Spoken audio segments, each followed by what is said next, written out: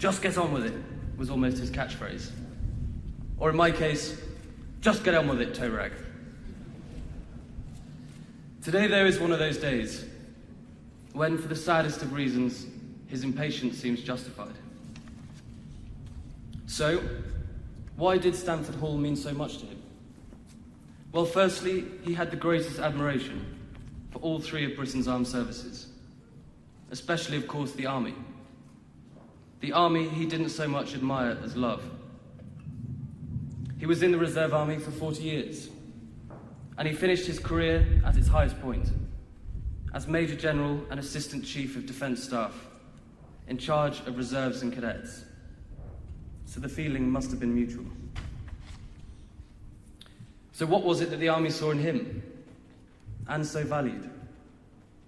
General Tim tells me it was above all his humanity, his interest in human character, his intuition about people and groups of people, his ability to see what made them tick. But he didn't just understand people, he cared about them, saw the good in them, strengthened them, found it easy to forgive them, and admired them. And of course, that humanity, that fellow feeling, that insight, that gift for empathy, was central to his determination to turn Stanford Hall into an idea, into a reality. Of course, there was his respect for the armed services, but there was also his plain humanity. In Northern Ireland, in the Balkans, in Iraq, and in Afghanistan, he saw with his own eyes how heavy the price paid for armed services can be, and he was determined to do something unique for those that paid it.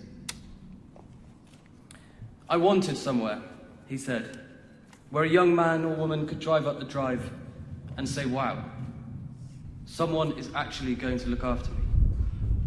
Look at this facility.' And from that moment on, the healing process starts. And as you can see around you, he got there. However, there was also something else that was central to his determination: the extraordinary outcomes achieved by Headley Court in the course of its remarkable 70-year history, repairing people on a scale that is simply not achieved across the country.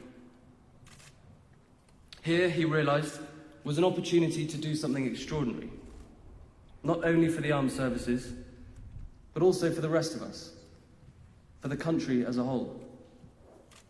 Here was an opportunity to create a dual facility, and so make it easy to spread the knowledge and expertise of the defence sector. Here was an opportunity to do something unique, something better than anything, anywhere, but could also be imitated all over the world. If he was with us today, there is no doubt about it, my father would rejoice. And he would do so with good reason. As you can see for yourselves, construction of the defence facility is almost complete.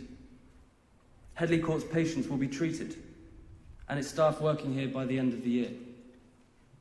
And it's going to be every bit as bespoke, and scientifically ahead of the game, as he hoped. He would see it as a giant step towards realising his vision, and he would, I feel sure, express his profound gratitude to all those that made it possible.